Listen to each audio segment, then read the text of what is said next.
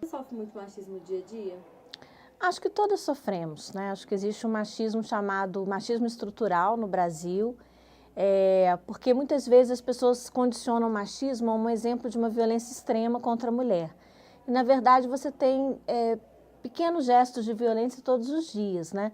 São descréditos, né, da função da mulher, são falas atravessadas que muitas vezes magoam, né, as mulheres.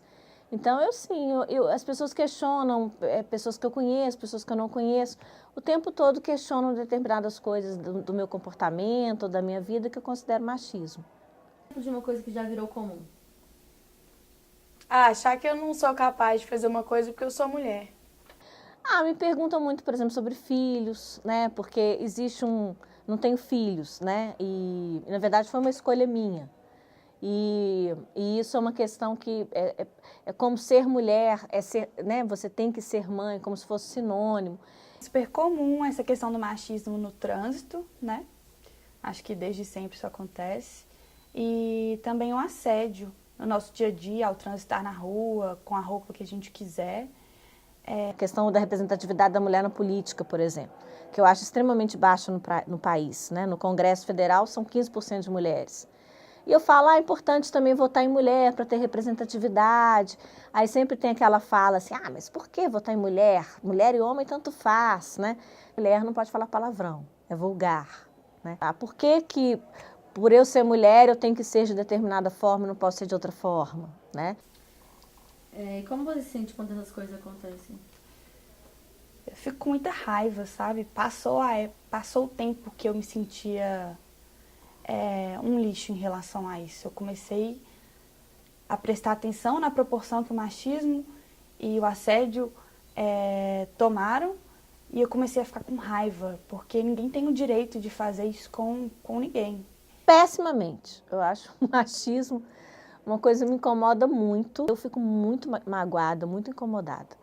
Eu me sinto diminuída mesmo, eu me sinto alvo de preconceito pela minha condição de gênero.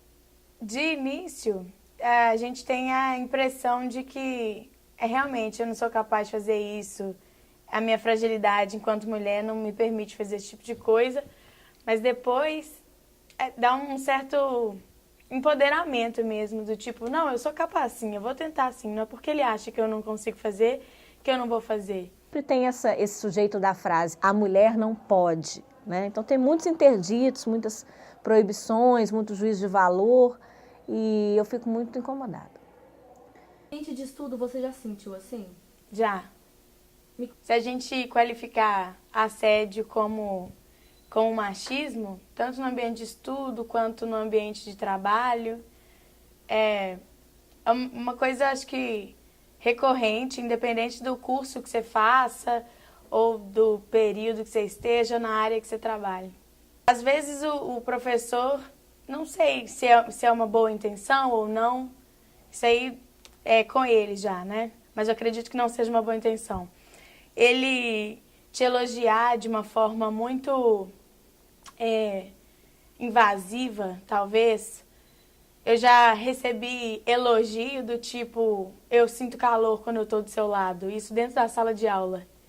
E isso não elogia quem eu sou, nem o que eu estou ali fazendo, né, na faculdade. Isso, na verdade, me assedia e me deixa incapaz de participar mais da aula dele ou de querer aprender aquilo que ele está lá para ensinar. E é horrível. Ambiente de trabalho, você já se sentiu assim?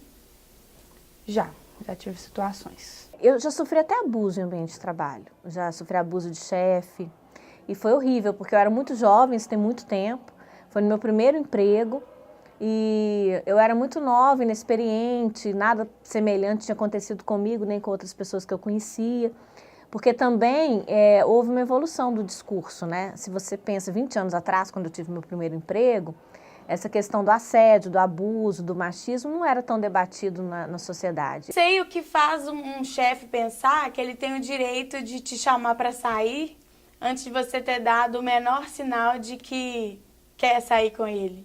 Isso, por muitos anos, eu entendia que não era um tipo de assédio, é como se, ele tem direito de me achar bonita e me chamar para sair. Ele exerce uma posição de poder ali. e eu não vou poder falar não com medo de perder meu emprego ou qualquer outra coisa, é a forma mais baixa de assédio, na verdade. E é uma coisa que não só eu, mas acho que toda mulher em algum momento no trabalho já passou por isso. Para mim foi muito difícil lidar, eu me senti culpada, será que eu fiz alguma coisa, que eu provoquei esse sujeito? Eu me senti diminuída, será que eu fui contratada porque ele me contratou, né? Será que eu fui contratada porque na verdade ele está interessado em mim, não pelo meu potencial de trabalho? Eu tinha muita vergonha das pessoas perceberem alguma coisa, de perceberem que ele me cantava no ambiente de trabalho. Sendo que eu não tinha responsabilidade. Na verdade, o equivocado era ele que era o assediador, né?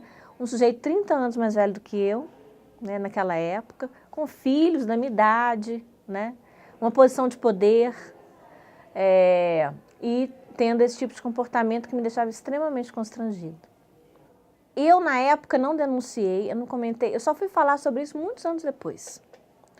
Não comentei nada com familiares, não comentei nada com o namorado na época que eu tinha, por isso, por medo, por vergonha, por insegurança. Simplesmente pelo fato de eu ser uma mulher trabalhando numa companhia cervejeira, eu era questionada se eu tinha capacidade para estar no cargo que eu exercia e se eu estava lá só por ser uma mulher. Para trabalhar na companhia tem que ser só bonita, sabe? Umas brincadeirinhas assim, uns comentários que menosprezavam a capacidade e o papel da mulher. Ainda tem muito também esse machismo profissional, né?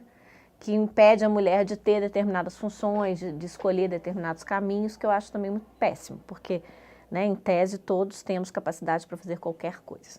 Você está numa reunião de trabalho muitas vezes e você sentir que a sua opinião ali parece ter um pouco menos de valor, porque tem uma fala, né, um pouco mais enfática de um homem e tem uma atenção maior a esse grupo de homens.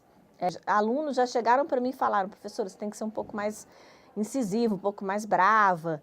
E já professores que me reportaram assim: eu não tenho problema com aquela turma, né, porque eu falo grosso e eles me escutam. Né, como se você tivesse também que cumprir com um determinado perfil para ter respeito, para ser ouvido. Faria para mulheres que sofrem com esse tipo de situação? Para gritar, não no sentido literal, claro, né? A não ser que coloquem a mão em você, mas não se calar mesmo. Foi assediada, procura um superior a ele. Acho que hoje em dia é falar. E também se proteger ao máximo disso, na medida do possível, e se preparar também psicologicamente para enfrentar o machismo que é real, né?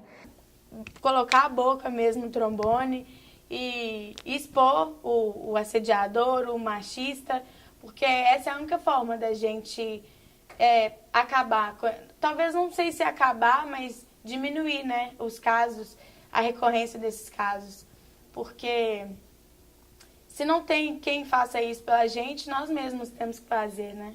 É importante você preparar a mulher para isso, assim, sabe? Olha, você precisa ter uma opinião política, você precisa ter uma atitude o tempo todo de questionar as falas, você precisa buscar aliados, principalmente no caso criar uma rede de mulheres, né, que vão de alguma maneira te amparar. Então é buscar grupos de apoio, grupos de ajuda, porque o assédio mexe muito com você, né? Cada um reage de uma forma.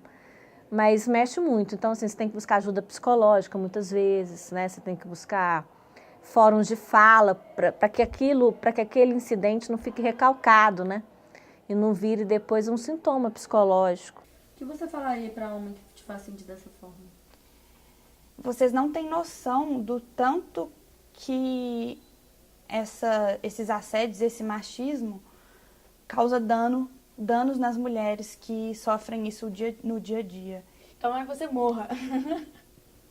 Por acaso essa pessoa tiver a oportunidade e tiver a capacidade mental de pensar, que ele não repita isso novamente. Se ele já fez isso, que ele deixe claro para a mulher que ele fez isso, que ele errou, que ele não vai fazer novamente.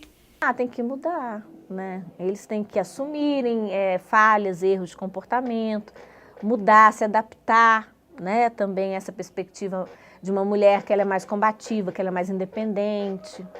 Um homem muito machista, ele vai replicar isso, né? Então ele vai passar isso adiante para os seus filhos, né? Para os seus netos, para as gerações futuras. E isso é muito grave, quer dizer, perpetuação do pensamento machista. Quais são os valores que você está transmitindo para o outro? Qual a herança que você está deixando? Né? Assim, é uma herança de preconceito, de discriminação, ou de fato você trata as pessoas por igual, respeita as individualidades? Parar e pensar, tipo, o que eu tô fazendo? Eu tô exercendo um papel dominante, se aproveitando do poder que eu tenho enquanto chefe, enquanto homem na empresa, ou eu tô realmente apenas interessado por ela, eu não sei.